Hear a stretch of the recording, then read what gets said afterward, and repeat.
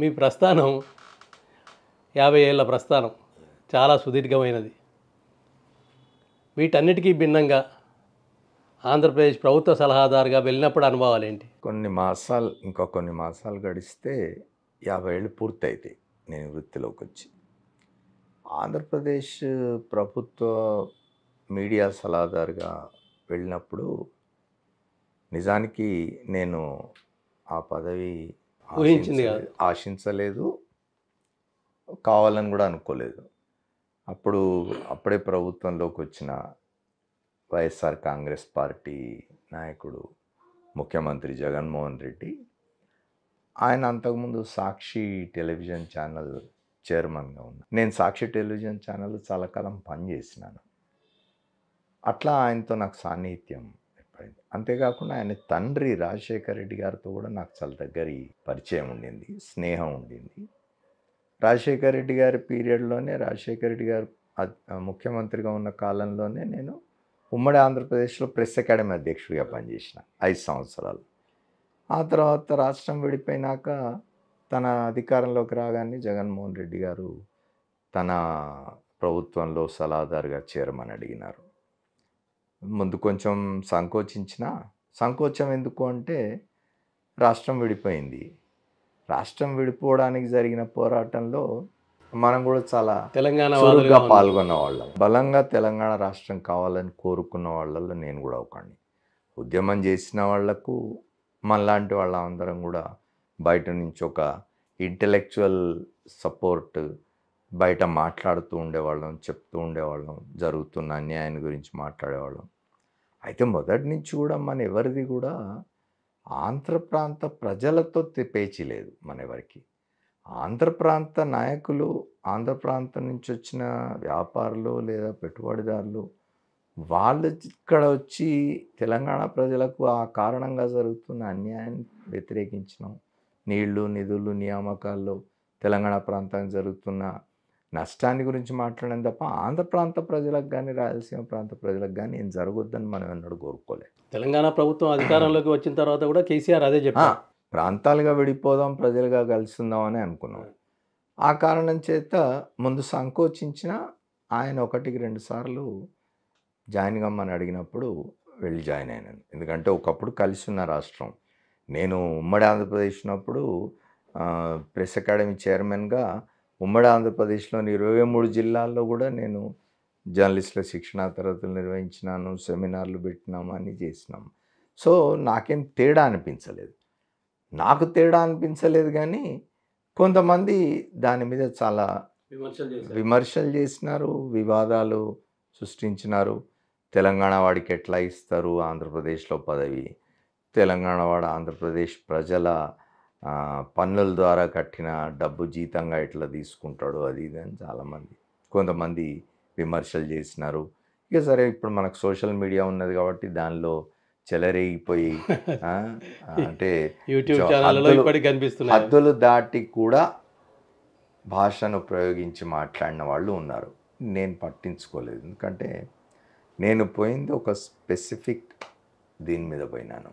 ఆయన మీడియాకు సంబంధించి తనకు సలహాలు ఇవ్వడం కోసం పెట్టుకున్నారు, దానికే పరిమితమైనాను నేను. అంతే తప్ప ఆంధ్రప్రదేశ్లో ఇతర వ్యవహారాల్లో ఎన్నడూ తలదూర్చలేదు. ఆంధ్రప్రదేశ్లో ఆయన ప్రభుత్వం నడుపుతూ ఉన్నాడు. ఆయన ప్రభుత్వం కొన్ని కార్యక్రమాలు చేస్తూ ఉన్నది. ఆ కార్యక్రమాలకు సంబంధించి మీడియాలో అంటే పాజిటివ్ కవరేజ్ రావడానికి, ఎందుకంటే ఏ ప్రభుత్వం అయినా కొన్ని మంచి పనులు చేస్తుంది. ఆ మంచి పనులకు సరైన ప్రచారం రావడం అవసరం. ఆ సరైన ప్రచారం రావడానికి అవసరమైన పనులు చేస్తూ ఉన్నాను తప్ప 5 ఏళ్ళు అక్కడ ఆంధ్ర ప్రాంత, రాయలసీమ ప్రాంత ప్రజలు ఎవరికి ఏ విధంగానూ నష్టం జరిగే విధంగా కానీ వాళ్ళకు వ్యతిరేకంగా కానీ నేను ఎప్పుడు లేను. ఆ మాటకు వస్తే నేను అక్కడ పనిచేస్తున్న రోజుల్లో ఇక్కడ తెలంగాణవాదులు కూడా కొంతమంది వీర తెలంగాణవాదులు నాకు వ్యతిరేకంగా మాట్లాడిన వాళ్ళు ఉన్నారు.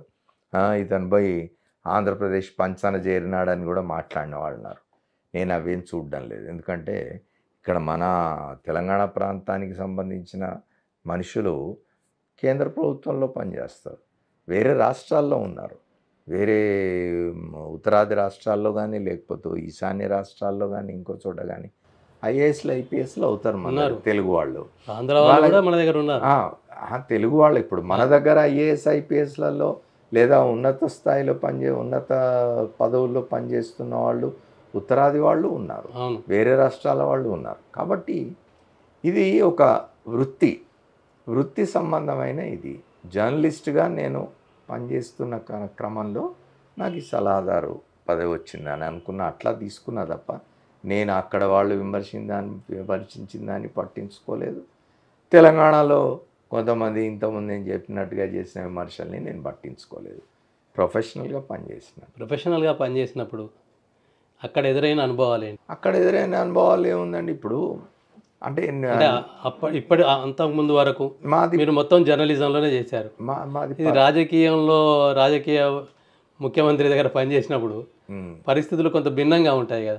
చాలా భిన్నంగా ఉంటాయి. ఇప్పుడు ఇంకోటి ఏంటంటే నా పాత్ర పరిమితమైంది.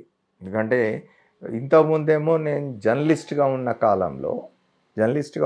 కాలం మేము జర్నలిస్టులుగా ఉండడమే కాకుండా జర్నలిస్ట్ ట్రేడ్ యూనియన్లో కూడా యాక్టివ్గా ఉన్నాం. కాబట్టి జర్నలిస్టుల సమస్యలకు సంబంధించి మాట్లాడేవాళ్ళం, పోరాటాలు చేసేవాళ్ళం, ఉద్యమాలు చేసేవాళ్ళం. యూనియన్ మొదటి నుంచి కూడా మనకు నేర్పిన అది.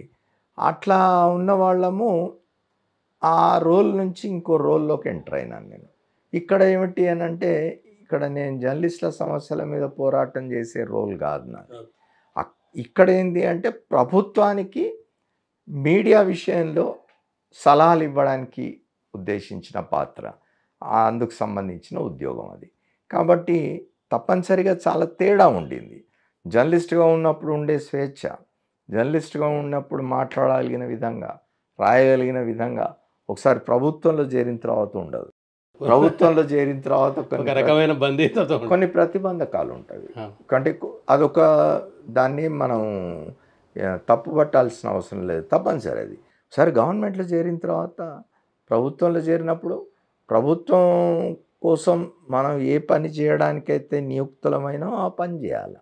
అది కాకుండా నేను ఆంధ్రప్రదేశ్లో ప్రభుత్వం నన్ను సలహాదారుగా నియమించిన వెంటనే, అప్పటికి నేను ఇండియన్ జర్నలిస్ట్ యూనియన్ అధ్యక్షుడిగా పనిచేస్తున్నాను జాతీయ స్థాయిలో.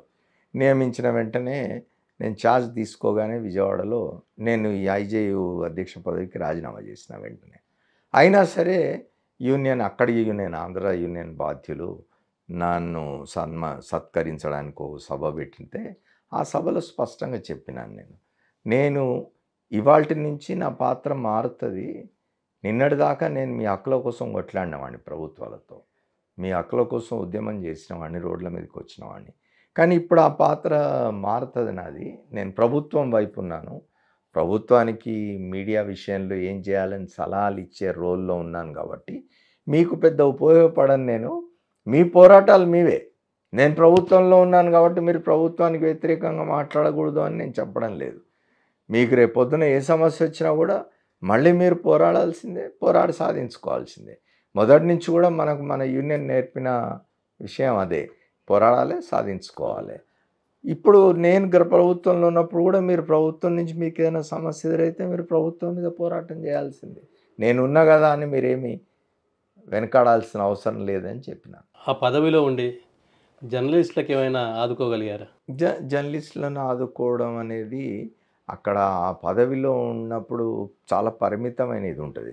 తప్పనిసరిగా జర్నలిస్టులు ఎవరికి ఏ సమస్యలు వచ్చినా కూడా నాకు పదవి రీత్యా వచ్చిన సౌలభ్యం అనండి, లేదా ఆయనతో నాకున్న సాన్నిహిత్యం అనండి, ముఖ్యమంత్రితో తరచూ కలిసిన సందర్భాల్లో ఎవరికైనా సమస్య ఉంటే ఇండివిజువల్ జర్నలిస్టులు ఎవరైనా ఆరోగ్యం లేకపోతే ఎవరైనా అకాల మరణం సంభవిస్తే వాటికి అవసరమైన సాయం తప్పనిసరిగా నేను చేయించినాను. కొన్ని ఎట్లా ఉంటాయంటే అంజయ్ గారు, మనం ఏం చేసినా కూడా ఇవాళ మనం గమనించాల్సింది ఏమిటి అంటే, ఈ పార్టీ ఆ పార్టీ అనే తేడా లేకుండా, ఈ ప్రభుత్వం ఆ ప్రభుత్వం అనే తేడా లేకుండా రాజకీయ పక్షాలన్నీ కూడా జర్నలిజం పట్ల, మీడియా పట్ల ఒక భిన్నమైన ధోరణిలో ఉన్నాయి ఇప్పుడు.